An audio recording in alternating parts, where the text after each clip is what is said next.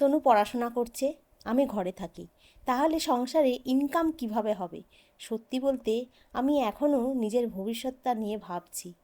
সকালবেলা ব্যালকনির কাছে চলে এসেছি, আকাশটা পুরো কালো হয়ে আছে। দমকা দমকা বৃষ্টিটা আসছে, কালকে সারা রাত ধরে বৃষ্টি হয়েছে। আর একটু আগে পর্যন্ত বৃষ্টি হচ্ছিল, আবার দেখি আকাশটা পুরো কালো হয়ে গেছে। এখন 5টা 21 বাজে। সকালবেলা ঘুম থেকে উঠে রেগুলার আমি একবার করে ব্যালকনির কাছে যাই, গাছে কিছু ফুল টুল হয়েছে কিনা দেখতে। তো যাই হোক, আমি ঘরের ভেতর ঢুকে পড়ার পর আবার দমকা বৃষ্টিটা এলো। গুড মর্নিং বন্ধুরা, কেমন আছো তোমরা সবাই? আশা করছি তোমরা সকলে খুব ভালো আছো, আমিও বেশ ভালো আছি। আজ হলো তোমার মঙ্গলবার। সকাল সকাল ঘুম থেকে উঠে পড়েছি। উঠে এখন গেটের সামনেটা ঝাঁট দিয়ে পরিষ্কার করে নিচ্ছি, তার সাথে তোমার সিঁড়িটাও ঝাঁট দিয়ে পরিষ্কার করে নিই। মধ্যেখানে সিঁড়িটা বড্ড নোংরা হয়ে থাকতো, তো ওই কুকুরে পটি ফটি করে দিতে বলতে ওই জন্য সিঁড়িটা ঝাঁট দিতে ঘেন্না করতো। এখন সিঁড়িটা মোটামুটি আর নোংরাটা হয় না বলে এখন সিঁড়িটা রেগুলারই আমি ঝাঁট দিয়ে পরিষ্কার করে রাখি। গেটের সামনেটা পরিষ্কার করে রাখলে না, যেমন তোমার সংসারের জন্যও ভালো, আর দেখতেও ভালো লাগে জানো তো। কেউ একজন এলে গেটের সামনে দিয়ে যখন উপরে ওঠে ধরো, ভাববে যে হ্যাঁ বেশ ফ্ল্যাটটা বেশ পরিষ্কার পরিষ্কার করে রেখে দিয়েছে। নোংরা আবর্জনা করে রাখলে না দেখতে ভালো লাগে না। আমার তো একদমই ভালো লাগে না, কারণ ঘরদোর একটু পরিষ্কার পরিচ্ছন্ন থাকলে দেখবে তোমার সেখানে মা লক্ষ্মীর যেমন বাস থাকে, তার থেকেও বেশি কি বলো তো, তোমার নিজের থাকতে ভালো লাগবে। অগোছালো ঘরে সংসারে থাকতে দেখবে মন টেকে না, সেখানে মা লক্ষ্মীও টেকবে না, তোমার নিজেরও মনটা টিকবে না। ওই জন্য সব সময় আমি ঘরদোর একটু পরিষ্কার রাখার চেষ্টা করি জানো তো। আর এই মুখ ফুক ধুয়ে ব্রাশটা সরে বাসি জামা কাপড় ছেড়ে ঘরের ভেতরে চলে এসে মুখে একটুখানি ওই যে ফেস ওয়াশ দিয়ে মুখটা ধুলাম বলে একটুখানি মুখে ক্রিম মেখে নিলাম, নাহলে মুখটা বড্ড টান টান লাগে জানো তো। এখন একটু জল খাওয়ার পরিমাণটা কম হয়ে গেছে তো। আর তারপরে একটু ঠোঁটে একটু লিপ গ্লস দিয়ে দিলাম, নাহলে ঠোঁটটা বড্ড শুকনো হয়ে যায়। দিয়ে রান্নাঘরে এসে কালকে রাত্রেবেলা সমস্ত বাসনগুলো মেজে ধুয়ে পরিষ্কার করে রেখে দিয়েছিলাম, ওগুলোকেই গুছিয়ে রেখে দিলাম। দিয়ে জানলাটা খুলে আর চাটা করলাম, ভাতটা বসালাম, আর আজকে সবজি দিয়ে ডাল করছি। ওই গাজর, তারপরে তোমার একটু ক্যাপসিকাম, একটু আলু সব দিয়ে, নিরামিষের দিনে তো কী করব বুঝতে পারছিলাম না, একটু সবজি দিয়ে ডাল করছি। তার সঙ্গে একটুখানি আলু ভাজা করে নেবো, আলু ভাজা আর সবজি দিয়ে ডাল হলেই খাওয়া হয়ে যাবে। পোস্ত ছিলে থাকলে মানে পোস্ত করতাম, পোস্ত নেই বলে আজকে আর পোস্ত পোস্ত করিনি কিছু। আলুটাকে ভাজতে দিয়ে আমি এখন চলে এসেছি এখানে আটা মাখতে। কোমরে খুব যন্ত্রণা হচ্ছে, ওই জন্য হট ব্যাগে করে গরম জল করে আর কোমরে বেঁধে রেখেছি। কালকে রাত্রির থেকে কোমরে যন্ত্রণা হচ্ছে, কালকে রাত্রিবেলাও দিয়ে রেখেছিলাম কোমরে, আর এই এখনও তোমার কোমরে বেঁধে রেখে দিয়েছি। এত যন্ত্রণা হচ্ছে মানে কি বলবো, মানে না বাঁধলে না আমি কাজই করতে পারছিলাম না, পুরো ঘেমে চান করে যাচ্ছিলাম। কিন্তু বিশ্বাস করো সকালবেলা থেকে যে এত কাজ করলাম না, তখন কিন্তু হয়নি। তারপরে মানে হতে আরম্ভ করলো কোমরের যন্ত্রণাটা। চা খেতে গেলাম, চা খেয়ে একটু বসে উঠলাম, তারপরে দিকে কি কোমরে যন্ত্রণা হচ্ছে। আবার আবার গরম জল করে হট ব্যাগটা বাঁধলাম। বেরিয়ে গেছে অনেকক্ষণ আগে, বেরিয়ে যেতে আমি একটু বসেছিলাম, এই এখন টক দই আর মুসলিটা নিয়েছি। বাইরেটাতে মানে দমকা দমকা তো বৃষ্টি আসছে। আমি ঠিক বসেছিলাম না, আমি ঠিক শুয়ে পড়েছিলাম, কারণ আমার এত কোমরে যন্ত্রণা হচ্ছিল মানে কি বলবো। তো যাই হোক, গরম জলটা দিয়ে সকাল থেকে ছিলাম। এবার তনু চলে যেতে আমি বলি কাজ আছে, কিন্তু আমার একদম ভাল লাগছিল না। আমি বলি যে আগে একটুখানি শুই, তারপরে তোমার যা হয় হবে। তাহলে সব কাজই পড়েছে, খালি ও ঘরে বিছানাটা গোছানো হয়েছে। আর এই ঘরে বিছানাতে বইপত্র সব পড়ে আছে। আর এই যে এখন টক দই দিয়ে এটা খাই, একটুখানি চিনি দিয়েছি, ওই যে অর্গানিক চিনি, কালকে যেটা নিয়ে আসা, পরশুদিন যেটা নিয়ে আসা হয়েছে ওইটা দিয়ে। আমি খেয়ে দিয়ে টেবিলটাকে একটু পরিষ্কার করে মুছবো, মুছে জিনিসগুলো একটু এক জায়গায় জড়ো করবো। আজকে রান্নায় তো সেরকম কিছু করিনি, ওই খালি তোমার ওই ডাল আর আলু ভাজা, ওই দিয়ে তনুও ভাত খেয়ে চলে গেছে। আর টক দই দিয়ে দিয়েছে, ওই দিয়ে খেয়ে নিয়েছে। আর অফিসও ওই ডাল রুটি নিয়ে চলে গেছে। তো চলো এখন খেয়ে নি। ঘড়ির কাঁটা এখন 10টা 10 বাজে, ঠিক আছে, এখন 10টা 20 দেখাচ্ছে, কিন্তু 10টা 10 বাজে। খেয়ে তারপরে কাজ করবো, একটু কোমরের যন্ত্রণাটা কমেছে। এবারে খেয়ে একটু কাজগুলো করি, এখনো বাসন পড়ে আছে। ও ঘরে বিছানাটা গোছানো হয়েছে, এই ঘরে বিছানাটা এখনো হই হই করছে, মানে সব কাজ পড়ে আছে গো। তো চলো, টিফিনটা খেয়ে বাসনগুলো মাজলাম, মেজে ও ঘরে বিছনাটাকে গুছিয়ে এখন গ্যাসটা পরিষ্কার করে নিচ্ছি। কি বলো তো বন্ধুরা, ভেবেছিলাম না প্রথমে আমি আজকে ব্লগটা আর বানাবো না, কারণ ভালো লাগছিল না, সকাল থেকে শরীরটা খুব কষ্ট হচ্ছিল। কিন্তু কি বলো তো, একবার অজুহাত দিতে শুরু করে দিলে না আর তখন ভালো লাগবে না। আমি সবসময় না কাজের জায়গায়, যখন আমি চাকরি করতাম তখনও যত বৃষ্টি হোক, ঝড় হোক, জল হোক, আমি ঠিক যেতাম। আমার স্টুডেন্টরা বলতো যে আমরা আসবো কি না সেটা ভাব, ম্যাডাম ঠিক চলে আসবে। হ্যাঁ, আমি যত জল ঝাঁপিয়ে ঝাঁপিয়ে আমি গেছি, আমি কামাই করতাম না খুব একটা, যদি খুব না শরীর খারাপ করলে কামাই করতাম না। তেমনই আমি এটাকেও না মানে নিজের একটা কাজের জায়গা বলে মনে করি, জানো তো, একটা ভালো লাগা, একটা ভালোবাসার জায়গা বলে মনে করি। সেই জায়গাটাতে না আমি অজুহাত দিয়ে মানে আজকে করবো না, কালকে করবো, এরকম করতে চাই না। একবার এটা মনের মধ্যে এসে গেলে না আর কোনোদিন করতে ইচ্ছা করবে না, জানো তো। তো যাই হোক, আমার সমস্ত কাজ হয়ে গেছে, স্নান টান হয়ে গেছে, হয়ে গিয়ে আমি এখন তোমার খেতে বসে গেছি, আলু ভাজা দিয়ে মুগের ডাল দিয়ে খাচ্ছি। আর এখানে একটা খবর চালিয়েছি ফেসবুকেতে, ওটাই শুনতে শুনতে আমি বলি না ভাতটা খেয়ে নি, খিদে খিদে। এখানে তোমার এখন গ্রিন টিটা একটু ভিজিয়ে রাখলাম। আর এখন চলো একটুখানি বসি, ওটা 2 থেকে 3 মিনিট সময় লাগবে, ঠিক আছে, একটু ভিজতে, তাহলে তোমার ওটা থেকে লিকার বেরোবে। আর আজকে কালকের ব্লগেতে আমার এক বন্ধু কমেন্ট করছিল, তারা বন্ধুর নামটা ভুলে গেছি। এত বন্ধুরা কমেন্ট করে তো, সদ্য সদ্য কমেন্টগুলো পড়লে মনে থাকে, আর অনেক দিন হয়ে গেলে না মনে রাখতে পারি না। দাঁড়াও দেখিনি একটু, হ্যাঁ।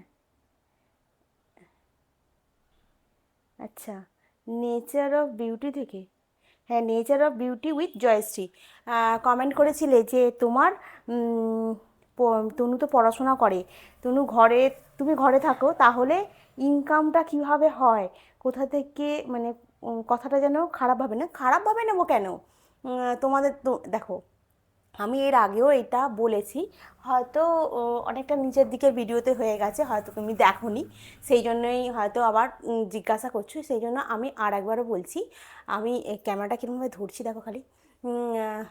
কী বলো তো, আমি একটা জায়গায় আগে চাকরি করতাম, সেখানে যখন চাকরি করতাম আমার একটা ইনকাম আসতো, আর চলে যেত। আর বুলুরা তো তোমার দেয়, ওই কারেন্টের বিল আর গ্যাসটা ওরা দিয়ে দেয়, ঠিক আছে। আমার প্রতি মাসে তোমার কারেন্টের বিল এখানে আসে না, 3 মাস ছাড়া আসে।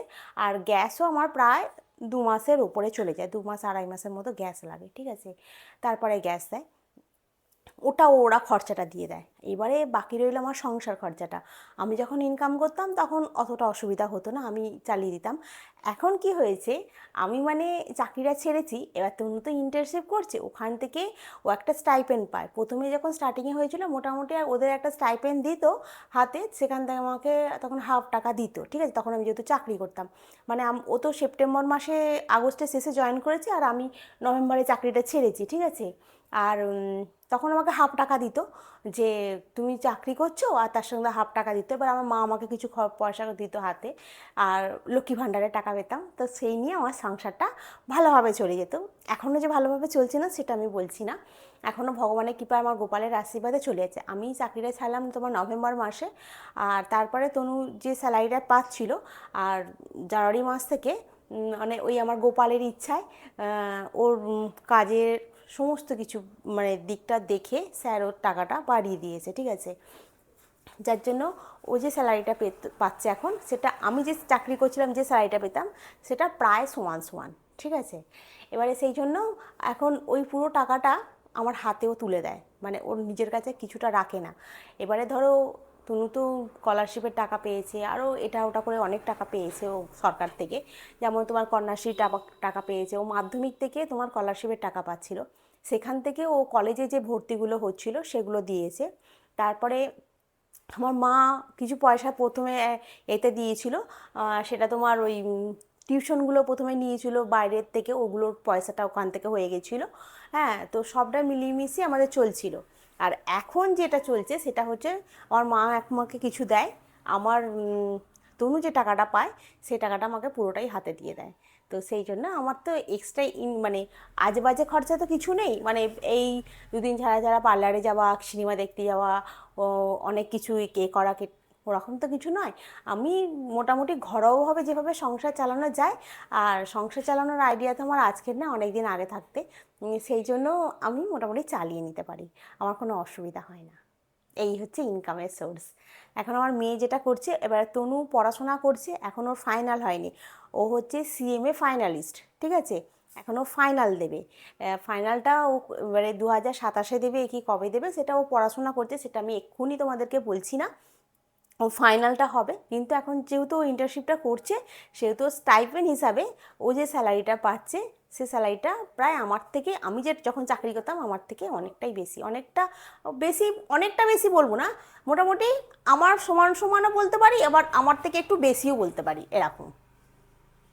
ঠিক আছে, এই হচ্ছে ব্যাপার।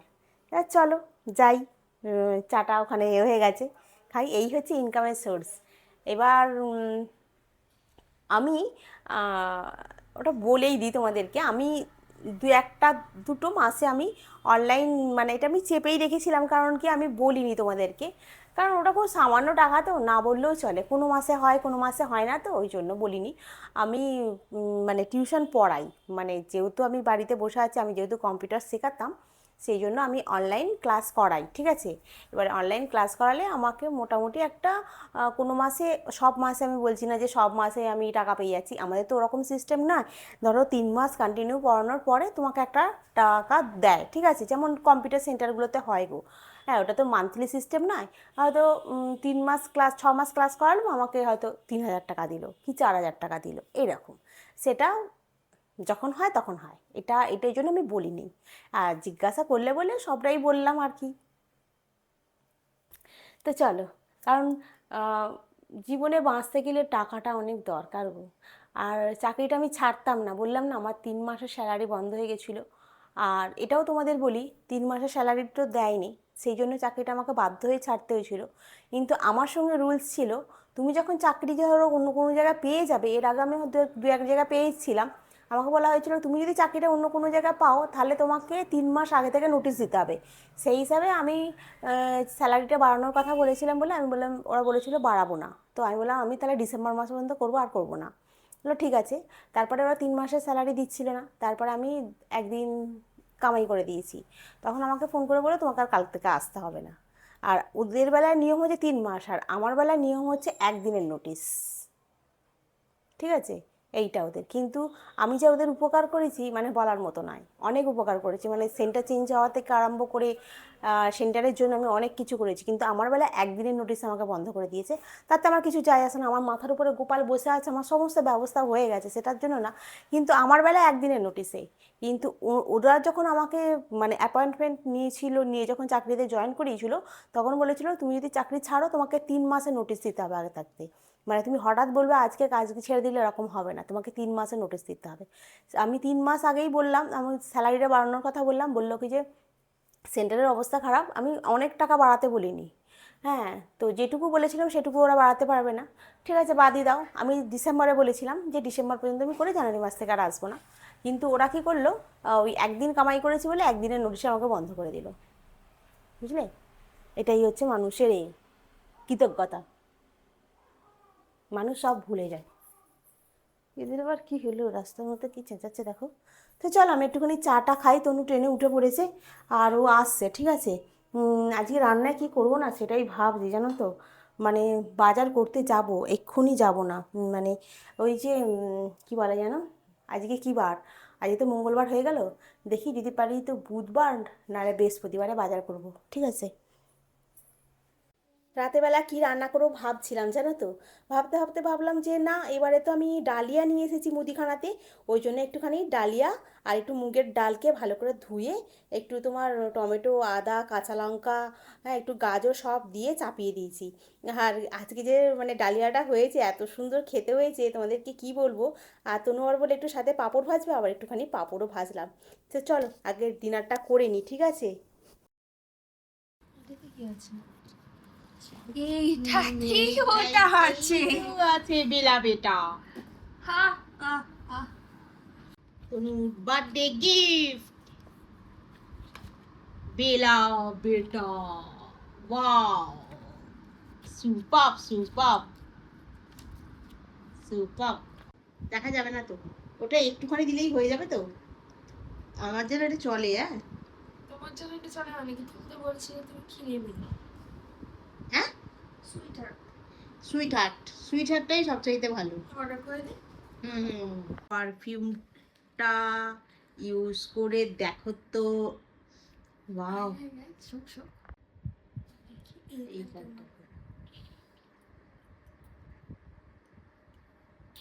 এইয়া একটুখানি এ করে দেখ কেমন হয়েছে।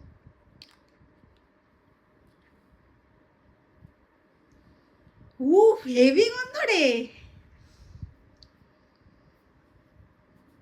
ওয়াও ওয়াও ওয়াও,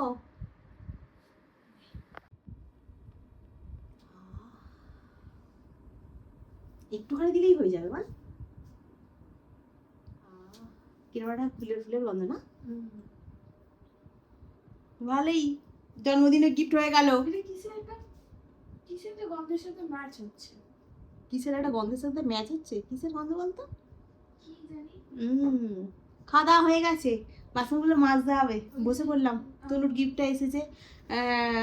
আমাকে কি দেবে, আমি বলছি কি দেবো, তোর কি দরকার লাগবে? আমি বললাম সেই দিতে, ওই কি যেন রে, সুইট হার্ট একটা নিতে।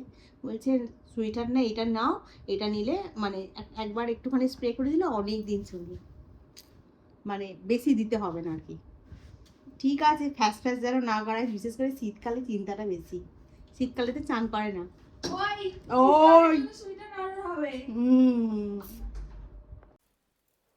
তখন থেকে বসে আছি, বসে বসে এডিট করছিলাম, বাসনগুলো মাজতে যাইনি, ভাল লাগছিল না, মানে না আগে এডিট ফেডিট করে নিই, তারপরে গিয়ে বাসনগুলো মাজবো। আবার যদি শরীরটা খারাপ লাগে তখন আবার এডিট হবে না, সে কালকের জন্য ভিডিও পড়ে থাকবে, আর ভিডিও পড়ে থাকলে আমার তোমার পরের দিনকে আবার তোমার ভিডিও তৈরি করতে পারবো না, স্টোরেজ ফুল হয়ে যায় না, ওই জন্য খুব অসুবিধা হয়। তো যাই হোক, ভালোই হলো আজকে, মানে সকাল থেকে একটু শরীরটা খারাপ লাগলেও দুপুরবেলা একটু ঘুমিয়ে রেস্ট নেওয়ার পর থেকে একটু শরীরটা ভালো আছে। আজকে কি করেছি জানো? আজকে ডালিয়াটা যে করেছি, ডালিয়াটা এত ভালো খেতে হয়েছে আজকে। মানে ডালিয়াটা প্রথমে ডালিয়া নিয়েছি, ডাল নিয়েছি, দিয়ে ধুয়ে, অন্য সময় কি করি মানে মুগের ডালটাকে একটু কড়াতে নাড়ানাড়ি করি, করে তারপরে একটুখানি ধুয়ে নিই, ধুয়ে জল দিয়ে একটু ফুটলে তারপর ডালিয়াটা দিই। আর এদিকে তোমার একটুখানি আদা টমেটো এগুলোকে একটুখানি তেলেতে ভাজা ভাজা করে তারপরে চাপাই, ঠিক আছে, ওর মধ্যে ঢেলে দিই, সাতলে আর কি দিই। কিন্তু আজকে কি করেছি, তোমার এ চাটা খেয়ে ডালিয়াটাকে ধুয়ে, ডালটাকে ধুয়ে কড়াতে বসিয়ে দিয়েছি, তার উপরে আদা ঘষে দিয়েছি, তার উপরে টমেটো ফেলে দিয়েছি, তার উপরে গাজর কুচিয়ে দিয়েছি, দিয়ে একটু নুন দিয়ে দিয়েছি, একটু হলুদ দিয়ে দিয়েছি, জানো, একটা কাঁচা লঙ্কা ছিঁড়ে দিয়ে দিয়েছি, দিয়ে চাপা দিয়ে দিয়েছি। আমি না খেয়াল করতে পারিনি, তারপরে নামানোর সময় একটু ঘি একটু গরম মশলা দিয়েছি। তারপরে ভাবছি আজকে ডালিয়াটা কেমন খেতে হবে, আমি তো মশলা মশলাগুলো কিছু কষালাম না, ভালো হবে? তুমি আবার বলবে এই সেদ্ধ করে নিয়ে চলে এসেছো তুমি, এরামই তো বলবে। আর ঘি যে অনেক দিয়েছি তাও না, সামান্য একটুখানি ঘি দিয়েছি। হ্যাঁ, তারপরে ভাবছি কিরম হবে রে বাবা। তারপরে যখন খাচ্ছি তনুকে বলছি কেমন হয়েছে রে? বলছে খুব ভালো হয়েছে আজকে ডালিয়াটা খেতে। বলছি ভালো হয়েছে? বলছে হ্যাঁ। আমি বলছি আজকে কিন্তু তেল ফেল নেই, সেদ্ধ। বলছে সেদ্ধ? সত্যিই? আমি বলছি হ্যাঁ রে, সত্যিকারের সেদ্ধ আজকে, তোমার একটু আমি তেল দিইনি কড়াতে, খালি জল দিয়ে চাপিয়ে দিয়েছি, আর এইভাবে করেছি, লাস্টে একটু ঘি দিয়েছি আর একটুখানি সামান্য গরম মশলা দিয়েছি, দিয়ে নামিয়ে নিয়ে এসেছি। বলছি খুব ভালো হয়েছে খেতে, রাত্রিবেলা এরম করে রান্না করবে মাঝে মধ্যে, মানে নিরামিষের দিনগুলো খেতেও ভালো লাগবে, আর শরীরের জন্য খুব ভালো, রাতে তো বেশি তেল খাওয়া ভালো নয়, শরীরের জন্য খুব ভালো। তাও তো পাঁপড় ভাজা আর আলু ভাজাতে তেল আছে, যাই হোক ওটা তো অনেক তেল দিয়ে ভাজিনি। তো ভালোই হয়েছে ডালিয়াটা খেতে। কী বলতো, সিম্পল সাদামাটা রান্না করলে কিন্তু ভালো লাগে খেতে। অনেক সময় আমরা ভাবি যে একটু তেল বেশি করে মশলা বেশি করে দিয়ে জম্পেশ করে রান্না করে বিয়েবাড়ির মতো খেতে হয়, এতে কিন্তু শরীরের সত্যি ক্ষতি করে, কিন্তু একদম হালকা সিম্পলভাবে রান্না করলে না সত্যি খুব ভালো লাগে খেতে। মানে এত ভালো লাগলো, মানে কী বলবো, মনে হচ্ছে যেন আরেকটু হলে ভালো হতো। তো যাই হোক, তো চলো আজকের দিনটা কাটলো, আর এখন শরীরটা একটু ভালো আছে। হ্যাঁ, কোমরের যন্ত্রণাটা সকালবেলার দিকেই হয়েছিল, তারপরে দুপুরবেলার দিকটা একটু শরীরটা মানে খারাপ লাগছিলো, গাটা কেমন ম্যাজ ম্যাজ করছিলো, গা হাত পাটা যেন একটু ব্যথা ব্যথা করছিলো। তা ঘুমিয়ে রেস্ট নিতে এখন শরীরটা সুস্থ হয়ে গেছে অনেকটাই। সামনে তো তোমার জন্মাষ্টমী আসছে, রাখি আসছে। রাখি তোমার 27শে আগস্ট পূর্ণিমা পড়লেও তোমার ভদ্রকাল চলবে, কিন্তু 27শে আগস্ট কিন্তু রাখি পূর্ণিমা পালিত হবে না, তোমার 28শে আগস্টই রাখি পূর্ণিমা হবে। এটা হয়তো তোমরা সবাই জানো। আমার বোন ফোন করেছিল, ও বললো কি যে রাখি পূর্ণিমা তো 27শে আগস্ট। আমি বলছি না রে, 27শে আগস্ট নয়, তুই গুগলটা একবার দেখ খুলে, ওখানে ভদ্রকাল চলছে 27শে আগস্ট, তোর 28শে আগস্ট 5টা 56 মিনিট না কত মিনিট থেকে তোর পড়ছে 9টা 48 মিনিট পর্যন্ত তোমার থাকছে, মানে রাখি থাকছে। তুই বরঞ্চ একবার গলুয়াকে তোর বরকে দিয়ে একবার পাঠিয়ে দিবি, আর আমি এখানে রাখিটা বরঞ্চ তনু বেঁধে নেবে, তারপরে চলে যাবে ওরা, তারপরে আমার মেয়ে খেয়ে দিয়ে অফিস বেরোবে। হ্যাঁ, বললো কি যে ঠিক আছে। তাই করবো খন। আমি বলছি ঠিক আছে তুই পাঠিয়ে দিস বলতে ওকে বললাম। তো যাই হোক, তোমাদেরকে অনেক কিছুই শেয়ার করলাম। হ্যাঁ, আর বন্ধুদের অনেক কিছু ডাউট আশা করছি ক্লিয়ার করতে পেরেছি। কারোর মনে যদি কিছু প্রশ্ন থাকে তোমরা আমাকে সেটা শেয়ার করতে পারো। তবে আমি একটাই ভগবানের কাছে মানে ডাকি সবসময়তে, যেটা হচ্ছে কি আমার মাথার উপরে একটা ছাদ, ওদের এই ফ্ল্যাট সাজানো জিনিস মানে এত সুন্দর ওরা কিনেছে, এই ফ্ল্যাটটা যেন তাড়াতাড়ি ছেড়ে দিতে পারি। যতই যাই হোক বলো না, নিজের মাথার উপরে ছাদের মতো জিনিস আছে। আমার বোন সবসময় বলে যে তুই যতদিন না করতে পারিস ততদিন তুই থাক, কিন্তু তবুও ওরা একটা শখ করে কিনেছে, এখানে সে থাকবে, ওরা চারজনে মিলে একটু সময় কাটাবে, সেখানে আমি ঢুকে বসে আছি। কতটা খারাপ লাগে বলো তো। ভাই খুব ভালো বলে তাই, মানে বোনের হাজব্যান্ড খুব ভালো বলে তাই ভাই, নালে কি অন্য কেউ রাখতে দিত বলো তো? অন্য কেউ হলো রাখতে, হয়তো আমার হাজব্যান্ড হলে কি রাখতো? বলতো না আমি কেন দেবো, এটাই বলতো নিশ্চয়ই। কিন্তু সত্যি কথা বলতে কি ভাই খুবই ভালো, যার জন্য আমাকে এখানে মানে থাকতে দিয়েছে, বুঝলে তো। তো চলো, আমার ভগবান আছে, গোপাল আছে, খালি গোপালকে একটাই রাখি যে গোপাল যেমনভাবে চালাচ্ছ সেইভাবে চালিয়ে দাও সংসারটা, আর মাথার উপরে একটা ছাদ করে দাও, ব্যাস এইটুকুই আমি সবসময় ডাকি। কারণ আমার মাথার উপরে কেউ নেই তো, কোনো গার্জেন। কী বলো তো, মানুষের মনের মধ্যে না সবসময় খারাপ চিন্তাটাই আগে চলে আসবে, জানো তো। ভাববে যে একা আছে, মেয়ে নিয়ে আছে, মনের মধ্যে মানুষের কুচিন্তাটা আসতে বেশিক্ষণ সময় লাগে না, বুঝলে তো। মানে সবাই হয়তো পরিষ্কার মনেই জিজ্ঞাসা করছে, কিন্তু তবু তার মনের মধ্যে হয়তো কোথাও কিছু হলে, এইটুকু হলেও হয়তো আসলেও আসতে পারে, না আসার তো কিছু নেই না। আমি সব সময় মানে নিজেকে পরিষ্কার রাখার চেষ্টা করি, বুঝলে তো। আমি সবসময় ভাবি যে তোমার আমি কিছু নিশ্চয়ই করেছিলাম, না হলে এত বড় আমার মানে এরকম হলো কেন, তাই না? হয় এই জন্ম করেছি, না হলে হয়তো আগের জন্ম করেছি, হয়তো জেনে বুঝে করেছি কি অজান্তে করেছি, সেটা ভগবান জানে। তো যাই হোক, আজকে রাখি, কালকে আবার তোমাদের সঙ্গে দেখা হবে। তোমরা খুব ভালো থেকো, সুস্থ থেকো, খুব সাবধানে থেকো, গুড নাইট। আর যে কোনো প্রশ্ন যে কোনোভাবে আমাকে করতে পারো, কোনো মনে দ্বিধা রেখে প্রশ্ন করবে না। আর আমিও তোমাদের কাছে মানে পুরো পরিষ্কারভাবে উত্তর দিতে পারবো। কারণ কি, আমি যেহেতু সোশ্যাল মিডিয়ায় আছি, আমি তো যেহেতু আমার লাইফস্টাইল শেয়ার করছি, সেহেতু আমার সম্বন্ধে সমস্ত কিছুই তোমাদেরকে আমি শেয়ার করতে আমার কোনো অসুবিধা নেই।